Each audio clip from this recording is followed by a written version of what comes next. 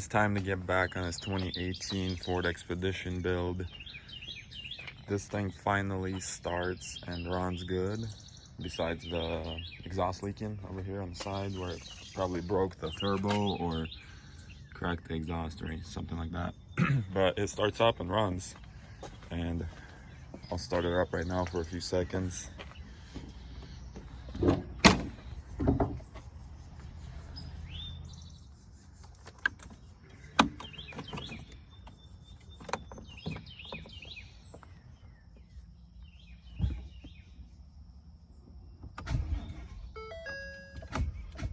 Ah man, battery's dead. Darn. My trusty Harbor Freight booster with the broken clamp. Let's try again.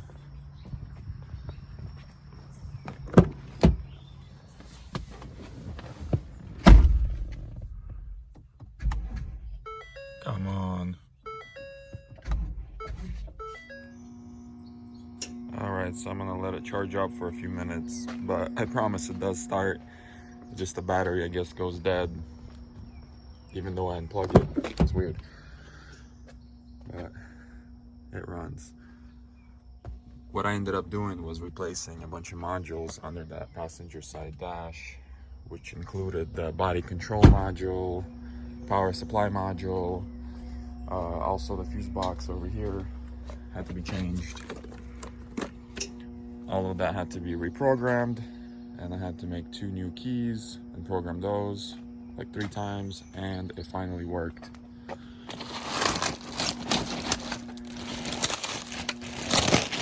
I'm glad the engine runs. At least I don't have to replace the engine. And also, the frame I thought looked pretty bad, but the local frame guy came out and he said that that's no big deal. You can fix that. Just pull that out. And today's goal, so all these modules had to get replaced. And today's goal is to take apart the front end as much as possible.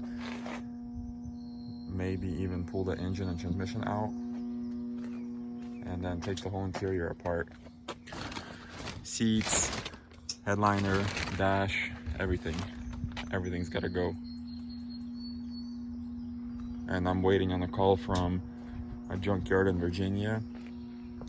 I'm looking to buy a whole front clip for this thing. Probably cut it like here. And then somewhere over here. Just to have extra. I'm not sure what we're actually gonna be replacing out of the body here, but definitely need the firewall replaced. And this corner, I'm not sure how we're gonna replace that, but we'll get to it. This thing actually drove off the trailer on its own, which is also nice. Cool. Oh yeah, and this thing here is finally getting a Whipple next month, mid next month or so. It's on order. Not only that, the Whipple supercharger's coming in for the GT350, but since the intercooler is busted on this one, you can see it, went ahead and ordered a Whipple upgrade for this thing. So it's gonna have the bigger intercooler, nicer filter, and then a tune. So right off the bat, we're gonna have extra horsepower, 90 horsepower extra to be exact, which is nice. Ever since we got to take my father-in-law's expedition to the beach a few weeks ago, I've been excited to get this one fixed, especially now that I sold my Ford Raptor and I have nothing to tow the boat with. I need to get this one fixed ASAP. It has a hitch and it should tow flawlessly. So let's hurry up and get this thing fixed. All right, let's try one more time. Bam. So 36,000 miles. Bunch of Christmas lights.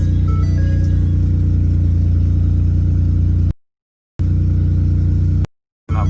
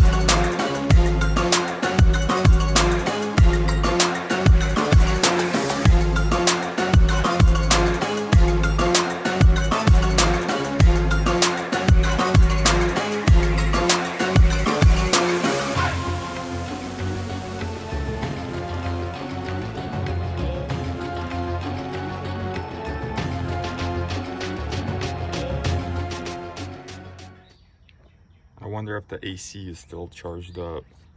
Let's check it out. I doubt it, but who knows. Yep, it's empty. Not surprised.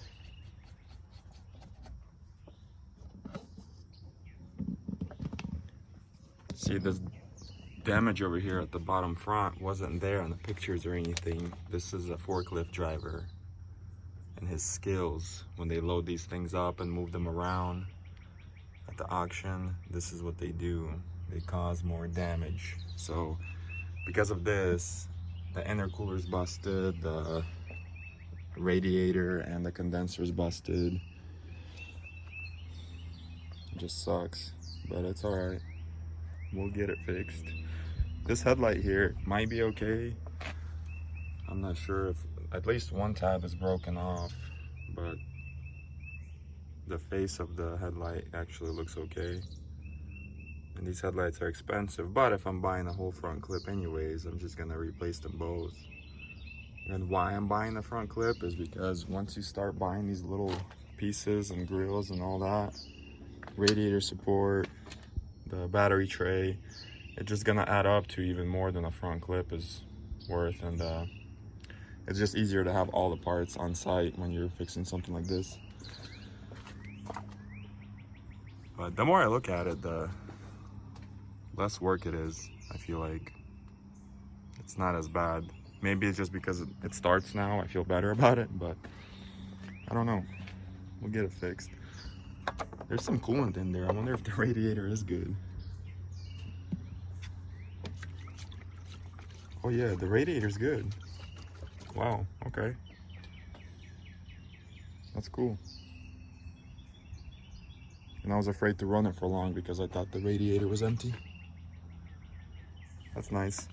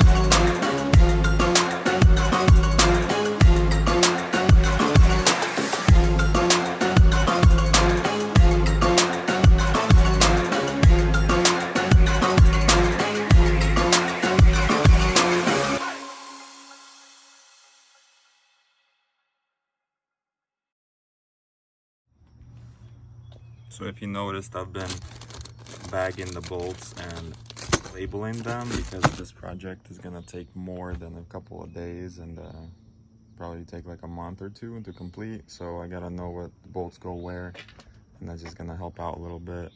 Even though I will have a front clip eventually, and I'll have extra bolts and hoses and all that, but still good to label things.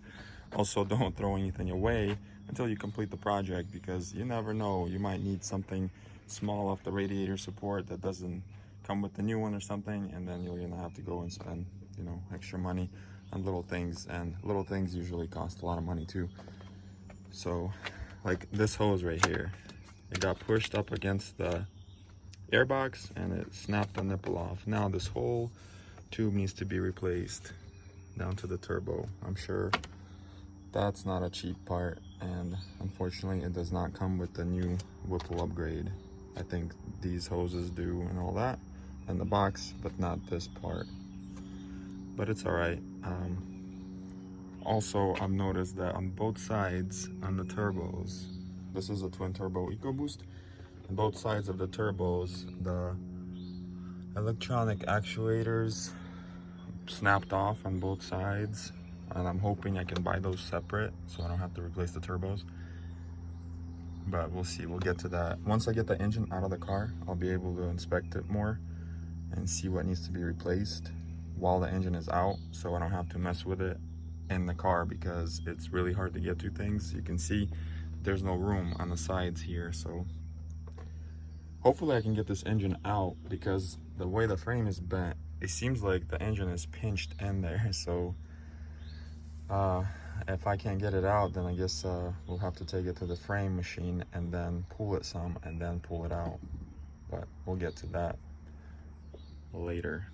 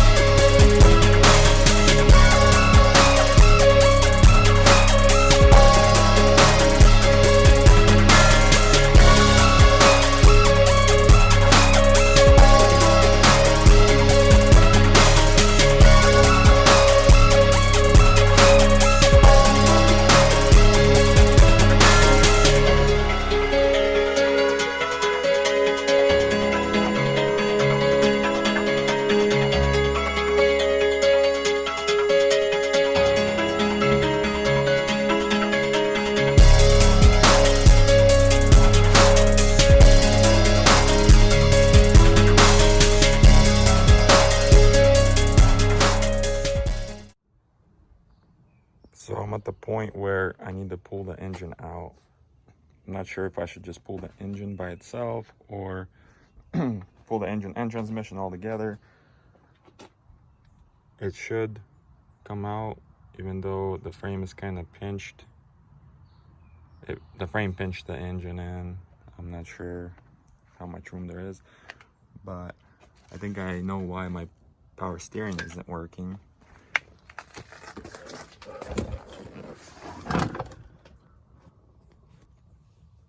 That might be why. It just broke the whole housing and everything. I'm surprised it turns. But there's no other damage that I see. I did find the exhaust leak. It broke the O2 sensor off the exhaust on the passenger side. So that's where it's leaking, which is no big deal. I can probably weld that on.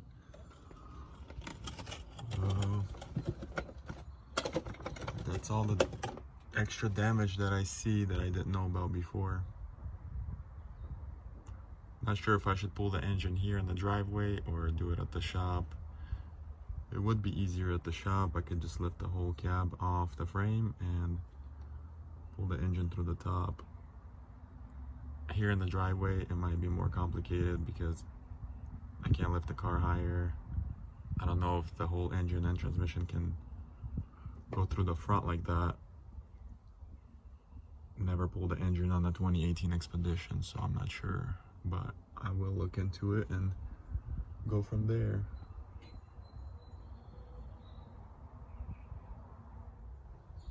Looks like I'm going to end this video here. I'm gonna make a few decisions and see what I want to do next. Do I want to pull the engine here in the driveway and not tow this car back and forth and just take the engine out and just take it straight to a frame shop from here? Or do I want to take it to the shop and lift the cab and then pull the engine, then put the cab back on, then tow it to the frame shop? Seems like a lot of towing back and forth, so I might try to pull it here, I might not, I don't know. But in the next video, I think I'm gonna take the interior apart completely. Seats, dash, everything.